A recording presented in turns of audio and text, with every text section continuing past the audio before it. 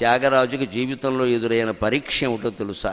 అన్నగారు చెప్పేసయ్య ఆస్తి అంతా లాక్కున్నాడు. ఈయన అక్కడికి ఏదో భిక్షాటం చేసుకునో ఏదో రకంగా బతుకుతున్నాడు. అలా బతకనే లేదు ఆయన్ని. బంధువులు కొంతమంది ఎలా ఉంటారు అంటే మనల్ని ఎలా వాడేసుకోవాలా ఇంకా అంతే. ఎందుకంటే ఆయనకు వచ్చిన ఆస్తి ఆయన ఖర్చు పెట్టేశాడు. దుబారాలకో వ్యసనాలకో అయిపోయింది. తమ్ముడు ఆస్తి కూడా ఇప్పుడు మళ్ళీ కావాలి. అప్పటికి త్యాగరాజు ప్రసిద్ధుడయ్యాడు. సెలబ్రిటీ అవ్వడం అంత పెద్ద కర్మ ఇంకోటి లేదు. వాడేసుకుంటారు మొత్తం బంధువులు మిత్రులు అందరూ వాడేసుకుంటారు. ఆ అన్నగారితో వచ్చింది పరీక్ష.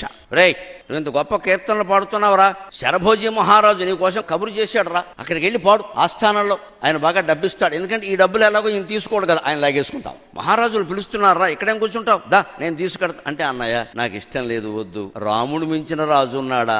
ఆయన కేవలం ఈ ప్రాంతానికి రాజు, రాముడు 14 లోకాలకి రాజు. నేను ఆయన్ని కీర్తిస్తున్నాను. నరహరి కీర్తన నానిన జిహ్వ ఒరుల నుతింపగ ఓపదు జిహ్వ అని అన్నమాచార్య చెప్పినట్టు చెప్పాడమ్మ జవాబు. నేను రానంటే ఏం చేశాడు తెలుసా? ఇగో ఏం చేస్తా, ఇక్కడ కూర్చుని ఈ విగ్రహాలను, దిక్కుమాలిన విగ్రహాలండి అవి, దిక్కుమాలిన విగ్రహాలను పట్టుకు కూర్చున్నావా అని దంపతులు వేరే ఊరు వెళ్ళిన సమయం చూసి ఆ ఇంట్లో విగ్రహాలు తీసుకెళ్ళి నదిలో పారేసేయండి. ఇది బంధువులు చేసే కుట్ర, సొంత అన్నగారు చేసిన పని. ఈయన ఊరు నుంచి వచ్చేసరికి పాపం చాలా ఆత్రంగా 2 రోజుల పాటు దేవదర్శనం చేయలేకపోయాం. దేవుడు ఎలా ఉన్నాడో అంటే ఆ భార్య కూడా ఎలా భావించేది అంటే అన్నం పెట్టలేదు దేవుడికి అనేది.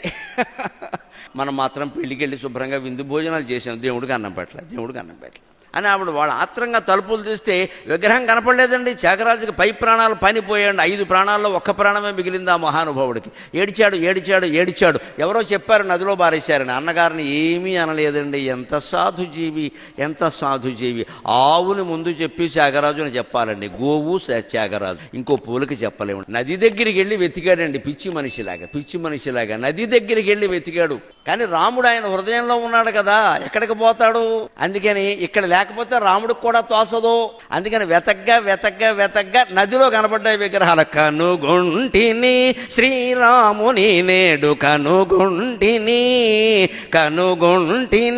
శ్రీరాముని నేడు కనుగొంటిని ఆజానుబాహుమరవింద దళాయతాక్షం రామం నిశాచర వినాశకరం నమామి.